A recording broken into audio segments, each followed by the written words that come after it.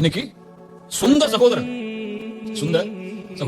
தன்னோடு பிறந்து ஒரே வீட்டில் ஒரே படுக்கை அறையில் படுத்து ஒரே விதமான வளர்ப்பில் வளர்க்கப்பட்ட அத்துணை ஆண்டுகள் வளர்ந்த சகோதரர்கள் இன்று பேசுவதில்லை. ஏன் பேசுவதில்லை? அவங்க மனைவியை பற்றி சொல்லிருப்பாங்க, அவங்க மனைவியை பற்றி சொல்லிருப்பாங்க. அதனால என்ன ஆகும்? ரெண்டு பேரும் அவங்க எப்படி பேசலாம்? இதுதான் பிரச்சனை. ஒரு சாதாரண விஷயத்துக்கு நடக்கக்கூடிய பிரச்சனை. என்ன ஈகோ வந்து அவருக்கு? ஏன் மனைவியை பத்தி அவர் எப்படி பேசலாம், அவர் மனைவியை பத்தி அப்படி பேசலாம்? இது ஒரு எக்ஸாம்பிளுக்காக சொல்றேன். நீ எவ்வளவு விஷயங்கள் இருக்கு. அது காசுடைய விஷயமாக இருக்கலாம், அது அப்பாவுடைய சொத்துல அவர் எப்படி கூட எடுத்துக்கிட்டார், நான் எப்படி கம்மியா எடுத்துக்கிறேன், அது ஏன் சொத்தை அவர் எடுத்துக்கிட்டார், இப்படி இந்த உலகத்துடைய பொருளாதார விஷயமாக இருக்கலாம். இந்த பொருளாதாரமும் இந்த வார்த்தைகளும் இந்த சண்டையும் எதை முடிவெடுக்கிறது? உன் சொர்க்கத்தை முடிவெடுக்கிறது, உன் நரகத்தை முடிவெடுக்கிறது. உன் மனைவிக்காக உன் குடும்பத்தை பகைத்தால், உன் காசுக்காக உன் சகோதரன் நீ பகைத்தால், உன் காசும் உன் மனைவியும் உனக்கு நரகம்.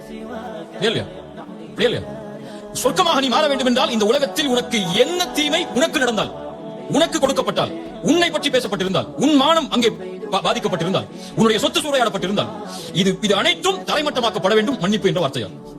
அந்த வார்த்தையை நீ கொடுத்தால்தான், அந்த தன்மையில் நீ வாழ்ந்தால்தான் அல்லாஹ் இந்த தன்மையை எடுத்துக்கொள்வான்.